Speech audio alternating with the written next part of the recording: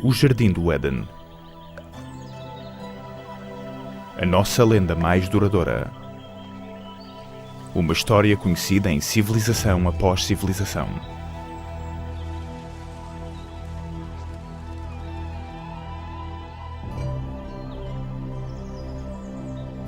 Uma história de sedução.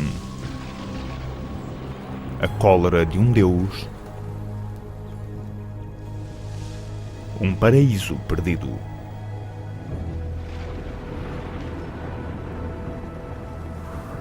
Mas será apenas uma fábula?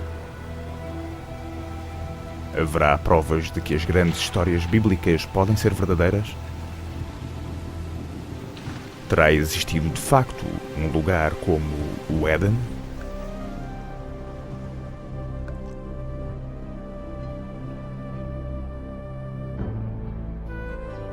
Hoje, a busca do Jardim do Éden leva-nos até um local seco e desolado. Um lugar chamado Mesopotâmia.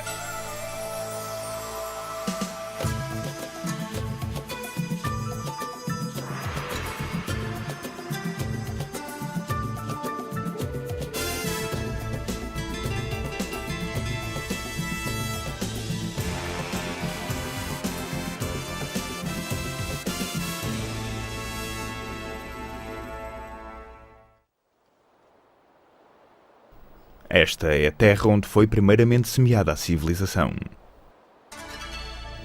E foi aqui que floresceram três das mais grandiosas civilizações da Antiguidade: Babilónia, Assíria e Suméria. Por entre as suas ruínas, homens de fé procuraram longamente as respostas aos mais profundos mistérios da Bíblia, enquanto a arqueologia explora esta terra em busca dos alicerces históricos das religiões ocidentais. A nossa busca do Éden é uma viagem no tempo. Em primeiro lugar, a Babilónia, a última destas civilizações perdidas. Depois, num passado mais distante, aos assírios, ferozes mestres da arte da guerra. E finalmente, num período longínquo no tempo, que só o Éden teria precedido, à Suméria e à criação da própria civilização. O grande arco do crescente fértil. Ao longo de mais de 6.000 anos, esta terra rica, embalada pelos rios Tigre e Eufrates, deu origem às primeiras grandes civilizações. Os gregos chamaram-lhe Mesopotâmia. Nós chamamos-lhe Iraque. Retirando camada após camada do percurso da história, é possível nesta terra encontrar a origem dos nossos mais antigos contos, partindo numa viagem às mais profundas raízes da fé. O nosso caminho tem início no extremo ocidental da Mesopotâmia, em Israel, onde em 1947 uma descoberta casual captou a atenção do mundo para a arqueologia e para a Bíblia. Dois pastores beduínos conduziam um rebanho de cabras ao longo dos penhascos de Qumrun, poucos quilómetros a leste de Jerusalém. No deserto ressequido, repararam numa pequena gruta, ocultada por uma encosta rochosa. Curioso, um deles começou a escalar. Não é incomum encontrar antigos e valiosos artefactos ao longo destes precipícios.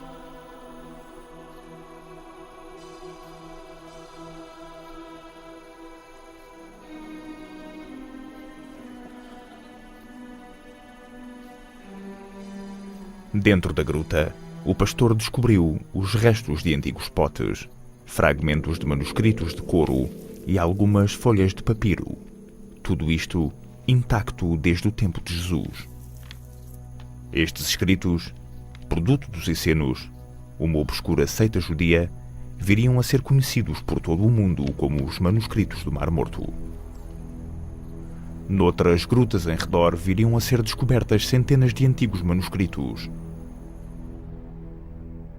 Um deles viria a ser declarado a mais antiga versão conhecida do Antigo Testamento incluindo os fundamentais primeiros 5 livros, conhecidos pelos judeus como a Tora.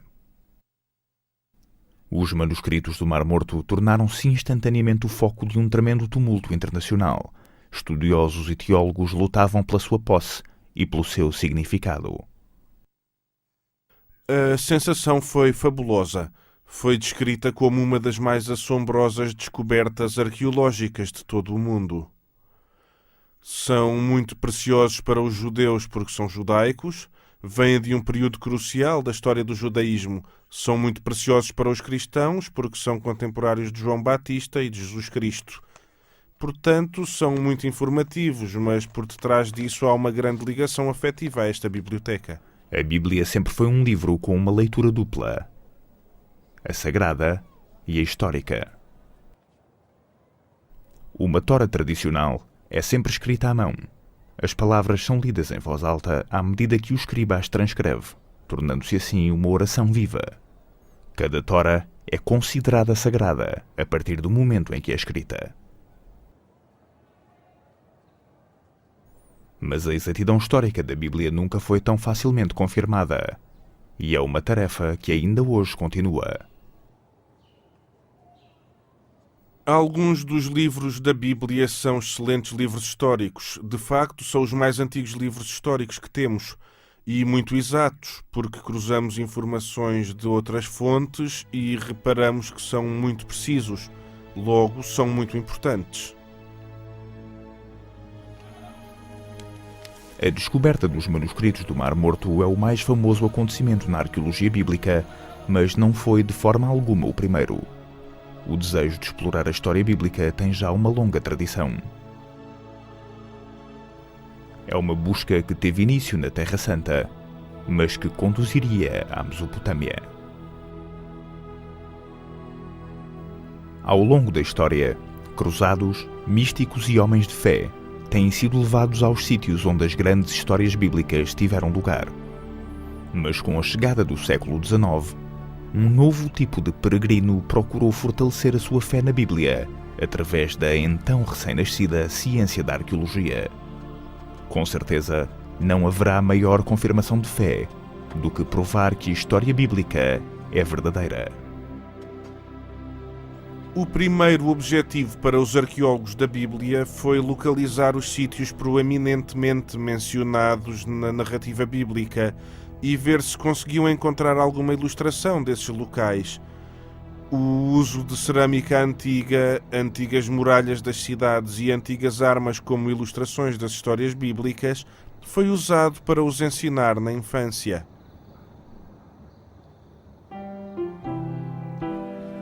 Alimentados pela excitação de descobertas anteriores, académicos de todo o mundo corriam para reivindicar a sua participação num género de corrida ao ouro.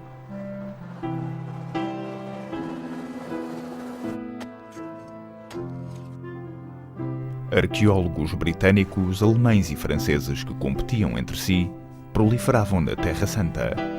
Autênticos detetives teológicos, escavando em nome de Deus e dos seus países.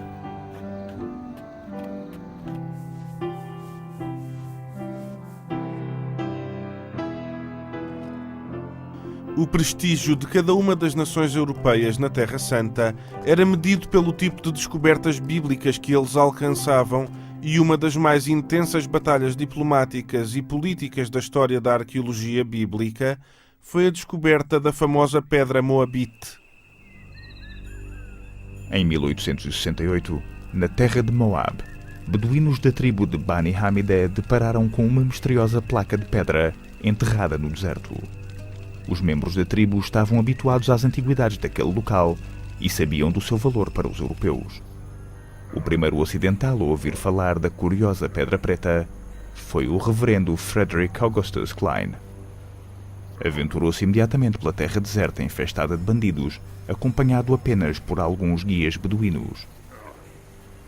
Klein era um missionário, não um arqueólogo, mas quando viu pela primeira vez as peculiares inscrições no basalto, sentiu uma excitação impetuosa, suspeitando que a lápide preta pudesse confirmar a sua fé profundamente enraizada.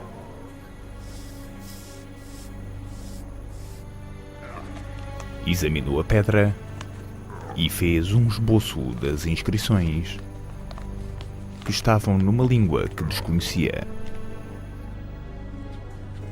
De regresso a Jerusalém, procurou ajuda para decifrar o conteúdo. À medida que a notícia se espalhava, as ruas e os bazares vibravam com os rumores de uma grande descoberta. O texto inscrito na lápide era o registro deixado por um rei moabite de uma batalha também descrita na Bíblia.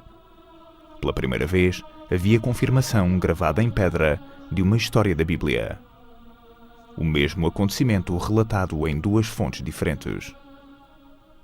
Para os crentes, esta era a prova da exatidão histórica da Bíblia, porque tanto tinham procurado. Muitos quiseram comprar a pedra, mas os beduínos tinham razões para serem prudentes. No passado, tinham sido enganados e até mesmo roubados por caçadores de tesouros europeus. Assumindo que algo tão valioso para os ocidentais continha ouro, deitaram a pedra numa fogueira, na tentativa de a partir. À medida que o fogo aquecia a pedra, despejavam-lhe água em cima, uma e outra vez, até que, finalmente, a pedra explodiu. Não encontraram ouro algum e a lápide estava destruída. A primeira confirmação arqueológica de uma história da Bíblia.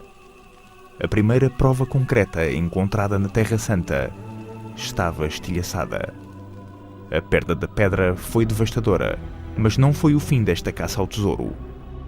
Agora que a própria Bíblia era vista como uma relíquia, conduziu-nos para um passado ainda mais distante. Um período há mais de 2500 anos em que uma civilização cresceu até se tornar um grande império governado pelos babilônios. O momento exato em que a Bíblia nasceu. Corria o ano de 586 a.C. Os exércitos de Nabucodonosor, rei dos babilônios, surgiam de surpresa em Jerusalém, com a ira de um deus enfurecido. Faltavam ainda 6 séculos para o nascimento de Cristo. Os romanos não sonhavam sequer construir um império. É um capítulo negro na história dos judeus, enquanto a Babilônia aos poucos se aproximava do apogeu. A Bíblia descreve o ataque babilônio. Muitas casas foram pilhadas. O templo do rei Salomão foi incendiado e completamente destruído. 10.000 israelitas feitos prisioneiros, príncipes, soldados, artesãos e escribas, todos aprisionados e levados para a Babilônia. Os israelitas atravessaram mais de 800 quilómetros de deserto, seguindo antigas rotas comerciais ao longo da Jordânia, do Iraque e da Síria dos dias de hoje, até à Babilônia. No livro dos Salmos, versículo 137, os israelitas lamentam: junto dos rios da Babilônia estávamos sentados e chorando, lembrando-nos de Sião. Como cantar os cânticos do Senhor numa terra alheia? Enfraquecidos e exaustos, os israelitas entraram na Babilônia, espantados com tamanha vivacidade e frenesi. Levados da modesta cidade de Jerusalém, contemplaram a majestosa capital do mundo antigo.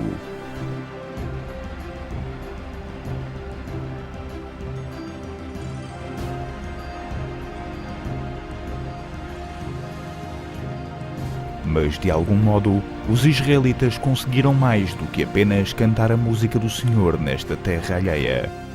Conseguiram também escrevê-la. Se olharmos para qualquer peça de literatura oral e depois a escrevermos, estamos a formalizá-la, estamos a criar um texto que as pessoas podem criticar ou podem ter como verdadeiro. Tudo o resto está errado. Na minha opinião, esta é a grande consequência de se ter escrito a Bíblia. Até há pouco tempo, as reconstruídas paredes que rodeiam a Babilônia estavam marcadas com o nome Saddam Hussein. Mas outrora, o nome gravado nos tijolos era outro, o do rei Nabucodonosor. Esta era uma terra de muitos deuses e ídolos pagãos, um lugar improvável para o nascimento de um dos mais sagrados textos do mundo. Ainda assim, a grande diversidade dos babilônios originou o ambiente perfeito. Eles vieram para este ambiente cosmopolita, até os mais instruídos e cultos de entre eles estavam a ser bombardeados pelo contacto direto com pessoas diferentes. Quer dizer, mesmo muito diferentes. Os israelitas deram por si numa mistura de diferentes raças e línguas, de demónios hostis e deuses em conflito. Que cidade é esta? Perguntaria o livro da Revelação. Vestidos de púrpura e escarlate adornados com ouro e pérolas, a residência de demónios e o domínio de todos os espíritos imundos. Babilônia a Grande, mãe de meretrizes e das abominações da terra. Mas foi no meio de todas as abominações, talvez até mesmo por causa delas, que a Bíblia se tornou um livro. Ameaçados por uma nova e irresistível cultura, os escribas hebreus estavam desesperados por preservar e solidificar a identidade judaica. Ao longo de 3 gerações de cativeiro, os escribas juntaram aos excertos vindos da tradição oral israelita novos escritos e textos sagrados, formando um único manuscrito. Assim nasceu a Bíblia. Afortunadamente para eles, os babilônios eram muito liberais. Deixavam-nos ter a sua própria cultura, religião e estudarem os seus próprios livros. Foi isto que preservou a Bíblia até aos nossos dias. Mas à medida que os livros da Bíblia eram reunidos ao longo dos anos de exílio, a cultura babilônia influenciava profundamente o trabalho dos escribas israelitas. Eram pessoas muito cultas, suspeito eu, as que foram para o exílio. E escrivães falaram com escrivães. Eu tenho a certeza que foi desta forma que muita informação foi transmitida. E a partilha de ideias e de conhecimento deve ter sido, eu usaria a palavra devastadora, deve ter sido eufórica. A Bíblia viria eventualmente a refletir histórias e tradições da Babilônia e até mesmo de civilizações mesopotâmias anteriores. Os israelitas não podiam facilmente ignorar a próspera cultura e os grandiosos monumentos dos babilônios. Os seus templos estavam entre as maiores estruturas do mundo antigo. Grandes edifícios públicos, o passeio cerimonial, o palácio de Nabucodonosor, com os seus lendários jardins suspensos, palmeiras, o rio. Se tivesse caminhado pelo portão de Ishtar, ter-se-ia sentido um anão. E isto era deliberado. Estava na presença de algo muito poderoso. Mas por todos os lados estava a cidade. As pessoas, os cidadãos, estreitos e sinuosos becos, filas e filas de pequenas lojas, burros a zurrar, multidões de pessoas a andar, quarteirões pequenos, quase juntos, cheios de vida.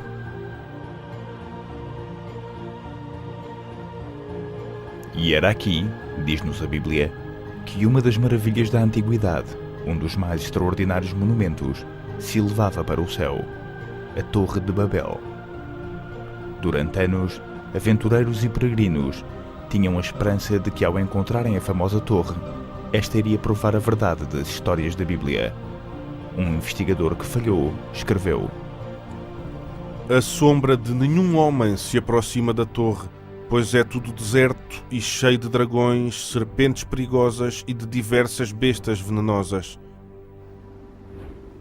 Um grupo de viajantes da Idade Média afirmou ter encontrado a torre.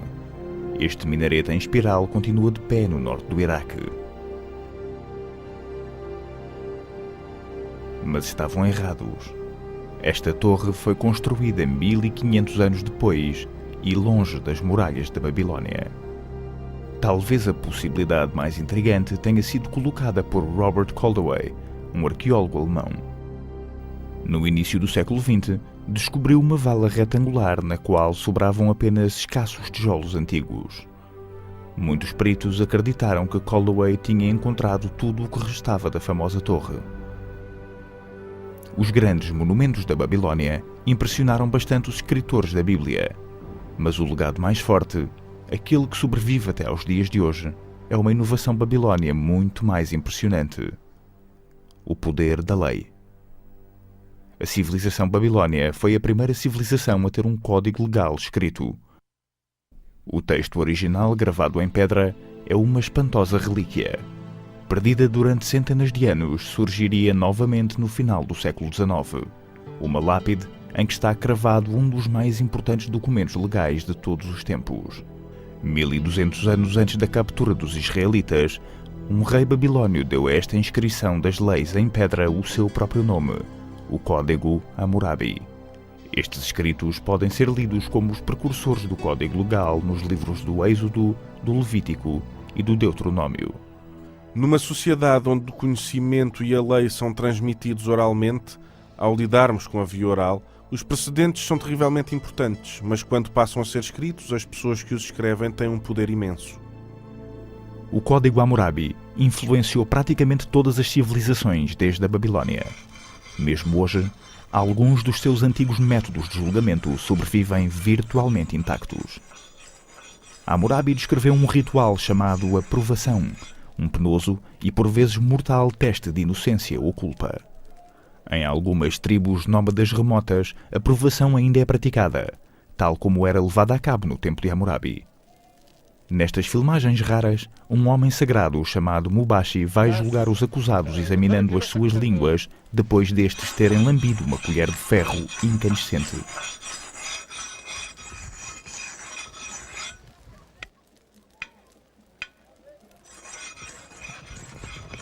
Estes homens foram acusados de roubo. Eles têm de se submeter à aprovação, ou serão dados como culpados por desistência. Membros da família observam ansiosamente à medida que os jovens se preparam para o doloroso ritual.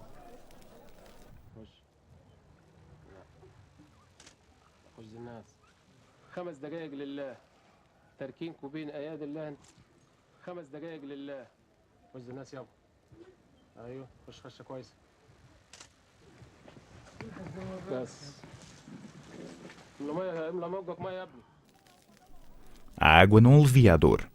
É aplicada para limpar e purificar quem a bebe, a fim de se preparar para o julgamento. O homem sagrado reza, depois examina as línguas chamuscadas, procurando um sinal divino. Apenas o Mubashi pode predizer a inocência ou a culpa, e apenas ele pode determinar o destino do homem. Por fim, um verdito. Um homem é dado como inocente para grande alívio da sua família. O outro não é tão afortunado. Declarado culpado, vai pagar um preço muito alto pelo seu crime. A provação é um intrigante eco de Hammurabi nos dias de hoje, mas as suas leis atingem ainda mais diretamente o tempo presente, através da Bíblia.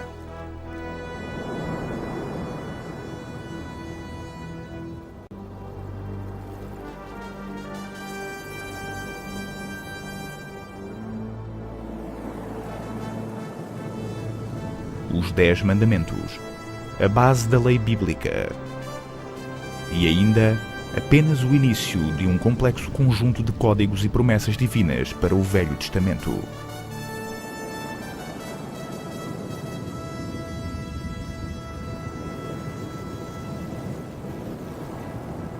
E nestas leis, a voz clara de Hammurabi pode ainda ser ouvida. Hammurabi limitou-se a registar leis. De facto, ele não inovou nada. Ele meramente registou as leis de forma escrita, as quais já existiam e operavam por precedentes há já centenas, se não mesmo milhares de anos. Olho por olho, dente por dente e princípios deste género, muitos dos quais ainda estão codificados nas leis de hoje. Mas o babilônio que deu forma à Bíblia e às suas leis sabia que tinha as suas origens numa outra civilização ainda mais antiga. Uma civilização que atingiu o apogeu 7 séculos antes do nascimento de Cristo, o brutal Império dos Assírios, um local a que a Bíblia chama uma terra banhada de sangue.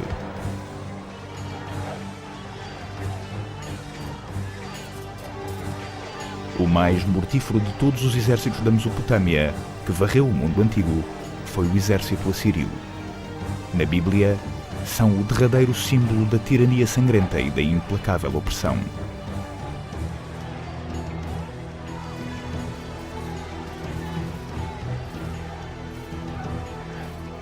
100 anos antes de Nabucodonosor ter aprisionado os israelitas na Babilónia, a Bíblia diz-nos que o rei assírio Senaqueribe atacou as terras dos hebreus. No segundo livro dos reis, a Bíblia diz: "Vede o que os reis assírios fizeram às nossas terras, destruindo-as tão completamente." Os assírios eram governados por reis tiranos. Eles acreditavam no poder absoluto. O poder absoluto significa controle total e, invariavelmente, esse controlo é mantido pela eficiência militar e pelo poderio das tropas. Os assírios mantinham uma enorme, poderosa e eficiente máquina de guerra. Era, de facto, uma máquina de guerra, e dentro das paredes dos palácios dos reis assírios estavam as crónicas de expedições feitas por alguns deles, escritas de uma forma vangloriosa e com palavras grandiloquentes. Os assírios escolhiam uma cidade como exemplo, espetavam a cabeça dos cidadãos mais importantes em estacas ao pé do portão, ou pegavam no rei da cidade e esfolavam-no vivo e pregavam a pele dele nas paredes ou uma coisa parecida, mas todos faziam isso. O poder assírio, simbolizado pela caçada real ao leão, estava nas mãos de impiedosos reis guerreiros.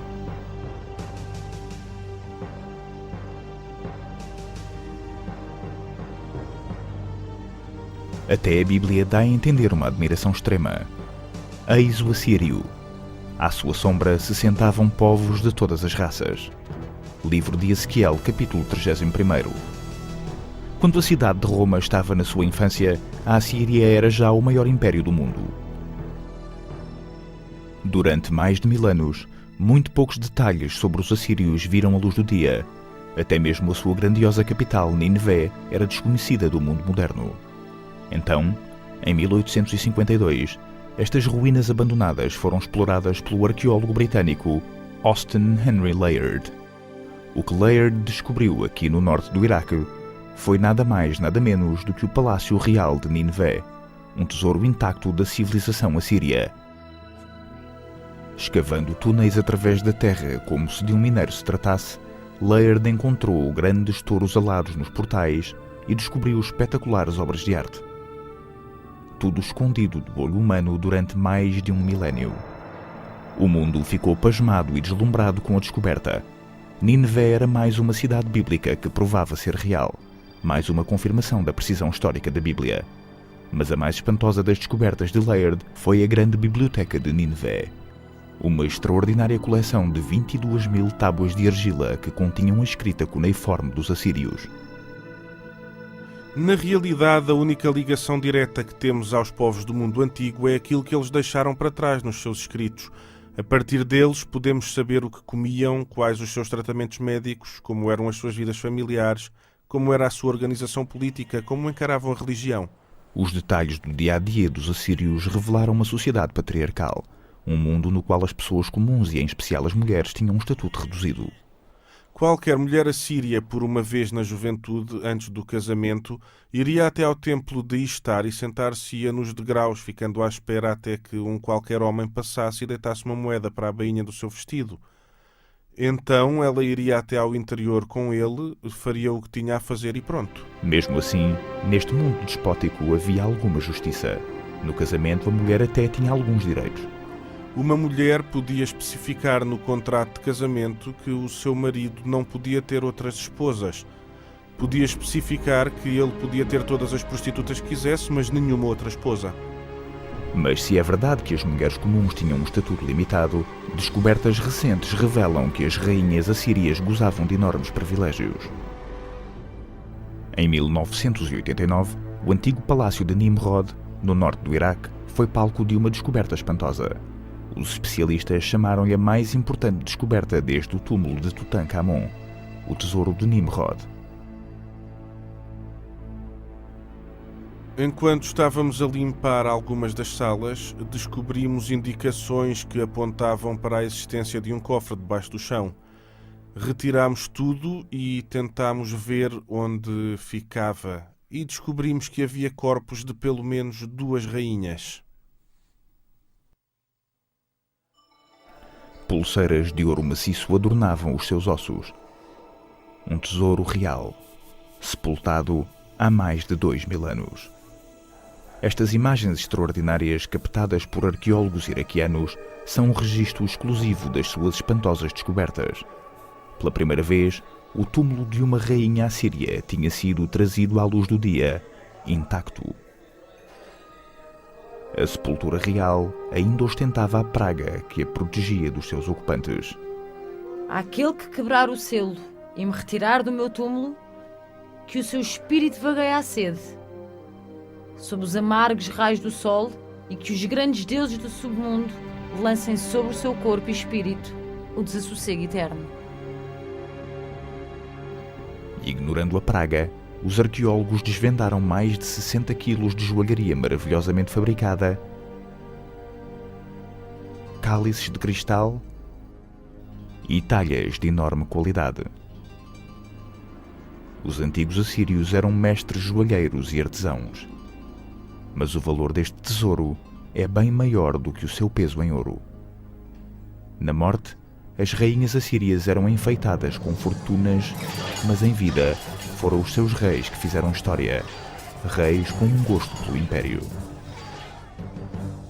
No ano 701 a.C., o rei Senaqueribe e o seu exército partiram através do deserto na direção do mar Mediterrâneo.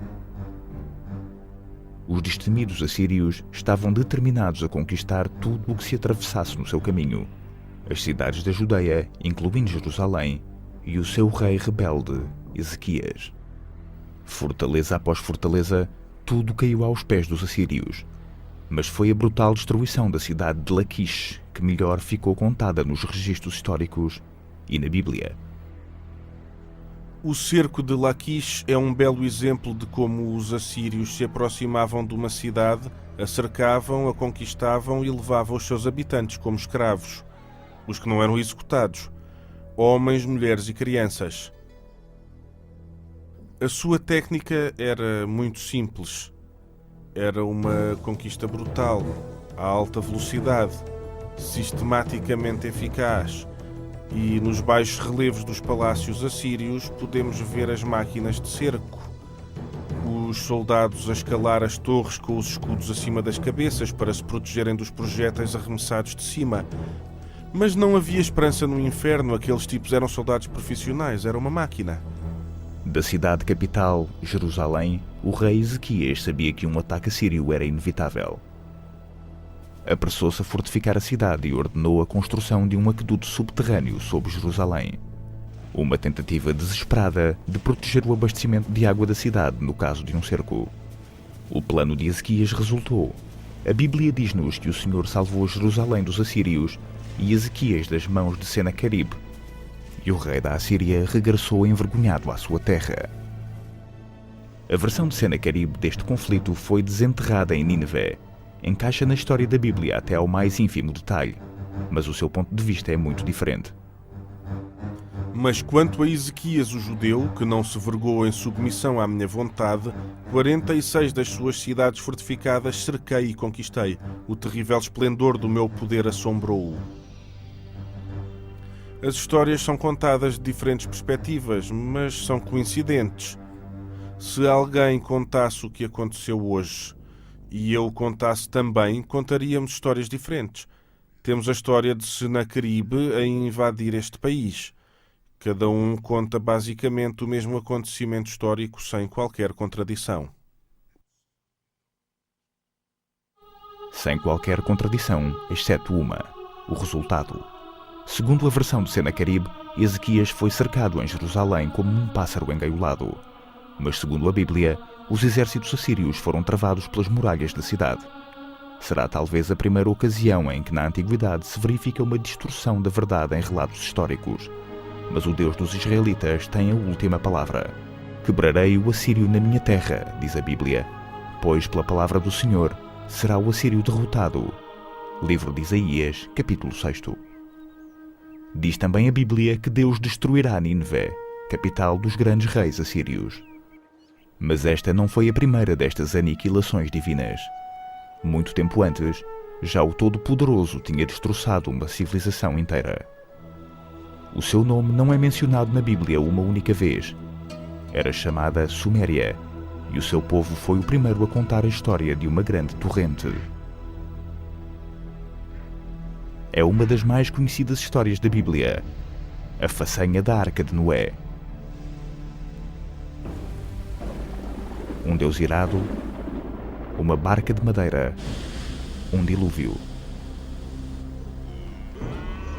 É a história de Noé e da sua família fugindo para a sua arca com todas as espécies animais e sobrevivendo à cheia castigadora, enquanto o resto da humanidade é totalmente destruído.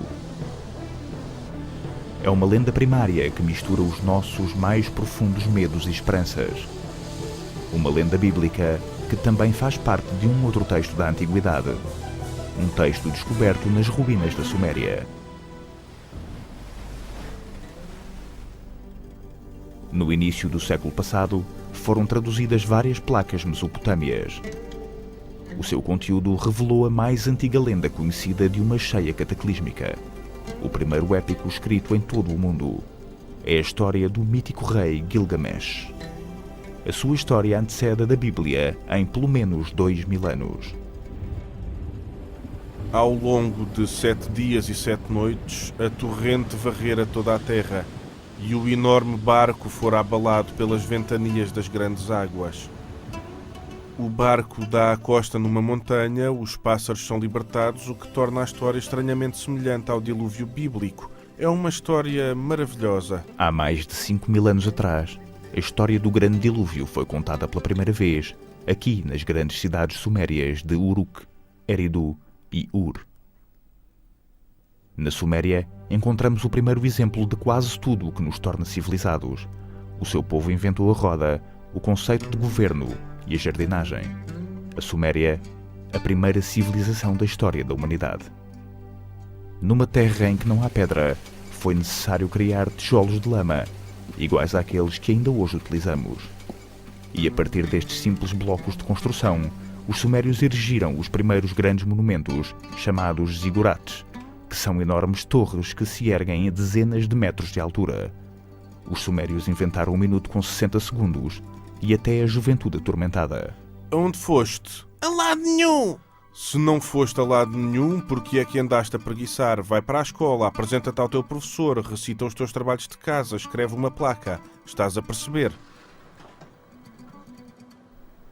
O que sabemos sobre os sumérios, sobre as suas fantásticas criações e sobre as suas vidas cotidianas, deve-se à sua mais impressionante invenção, a escrita.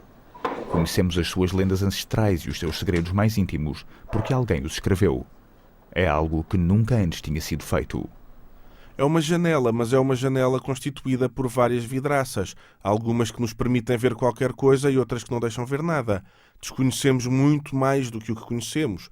Portanto, ainda que em alguns casos o que temos seja espetacular, é importante que compreendamos que há coisas da vida do seu povo das quais nada sabemos e provavelmente nunca saberemos, porque a maioria das pessoas nada interessava a quem escreveu as placas a que temos acesso. Há 5000 anos atrás, houve alguém que gravou as suas histórias em placas de argila, permitindo que vejamos hoje como era o mundo na aurora da civilização.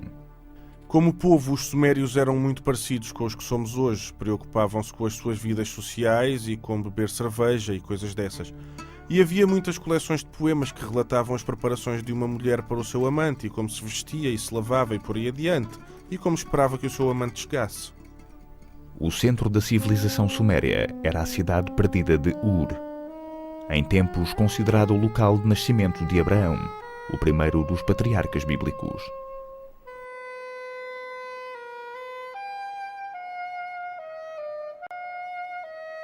É o exemplo acabado da cidade bíblica em termos arqueológicos, porque foi o sítio de uma das mais famosas escavações arqueológicas de sempre, levadas a cabo nas décadas de 20 e 30 do século XX pelo brilhante arqueólogo britânico Leonard Woody.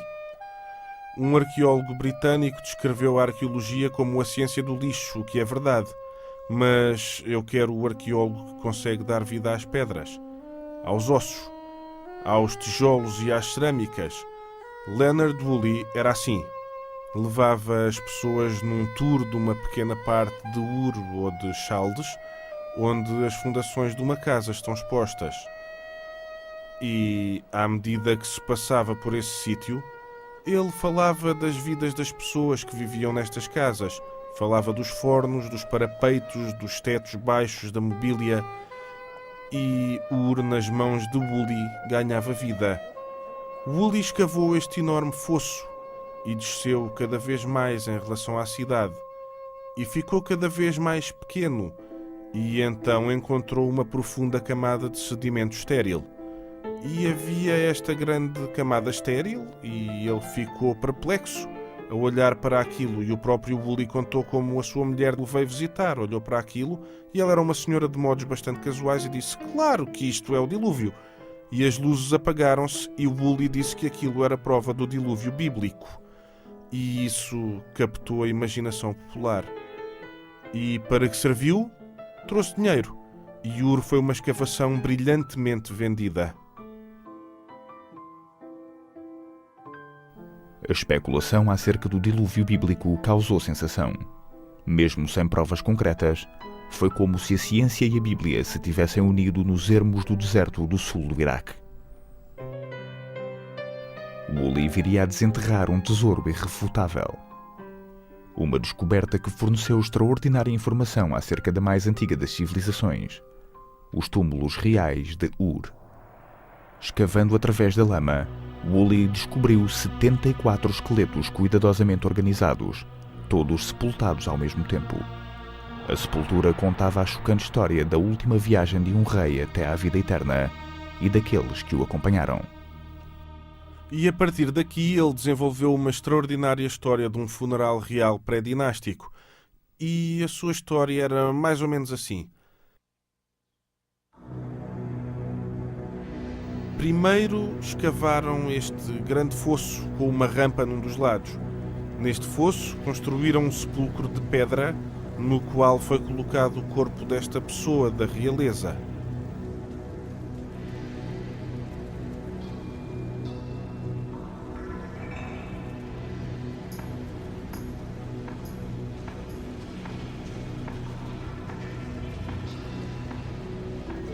Então, toda a corte se encaminhou para o fosso.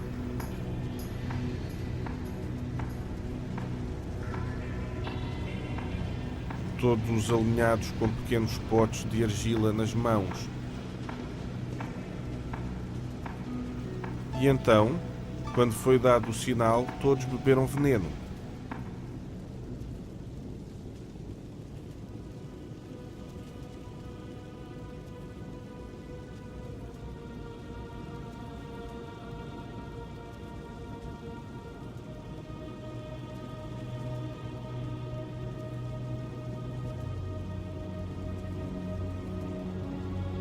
Deitaram-se e morreram. E assim, o príncipe era enterrado na companhia de toda a sua corte.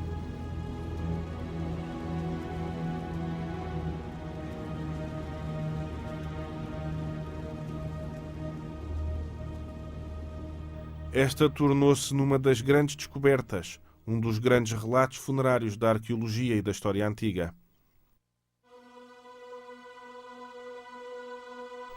A descoberta dos fossos tumulares de Ur foi um triunfo da arqueologia, revelando os segredos ancestrais da primeira civilização.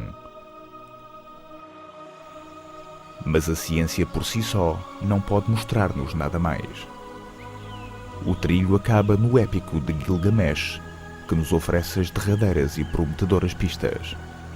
Indícios que nos levam até um jardim e a um local a que alguns chamam paraíso.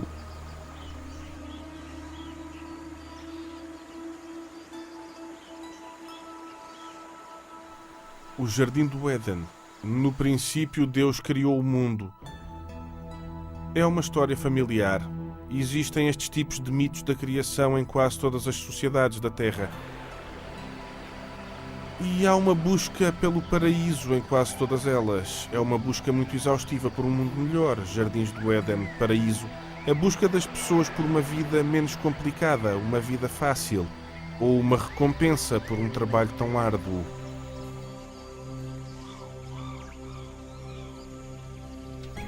No ancestral épico sumério de Gilgamesh, o nome dado ao paraíso é Dilmun. É um lugar para lá da orla da normal presença humana e é assim que é representado no mito sumério do dilúvio. É para onde o sobrevivente do dilúvio vai viver e há outros mitos que focam Dilmun como um lugar onde tudo é perfeito. Dilmun figura na lenda mesopotâmia como um tipo de jardim do Éden, um género de paraíso, um lugar verdejante e com água abundante e frescos ventos e brisas. É um lugar de encantos, um lugar perfeito. No entanto, é também o lar de uma serpente. No antigo épico, a serpente rouba a flor que dá a imortalidade. E então, tal como Adão, Gilgamesh tem de abandonar o jardim e morrer. A ideia de paraíso parece universal. Mas qual será a sua base? Terá havido alguma vez um sítio assim? As pistas apontam para um lugar encantado, mas muito verdadeiro. 700 km a sul da antiga cidade suméria de Ur, fica a ilha de Bahrain. Um ponto vital nas rotas comerciais que atravessam os desertos áridos e os mares salgados da Mesopotâmia.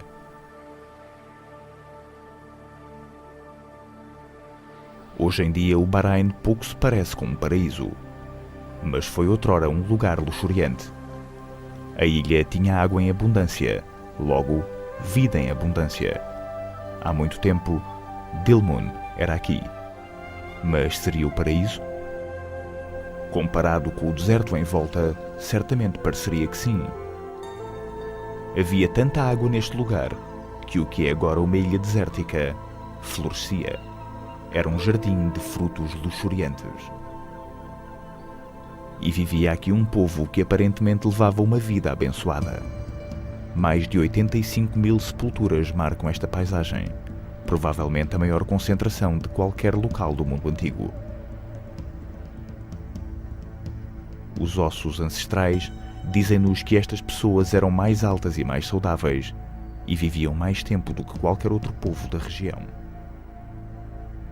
E nas sepulturas há mais uma pista espantosa. Os restos de serpentes embalsamadas num ritual de um tempo perdido há mais de 4.000 anos atrás. Aqui, no Bahrein, encontramos a serpente, tal como a encontramos no épico de Gilgamesh e tal como a encontramos na Bíblia.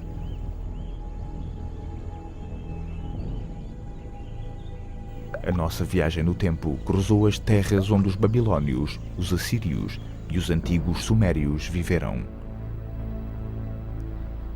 Mas será possível aventurarmos-nos ainda mais na terra que esconde as pegadas do próprio Adão?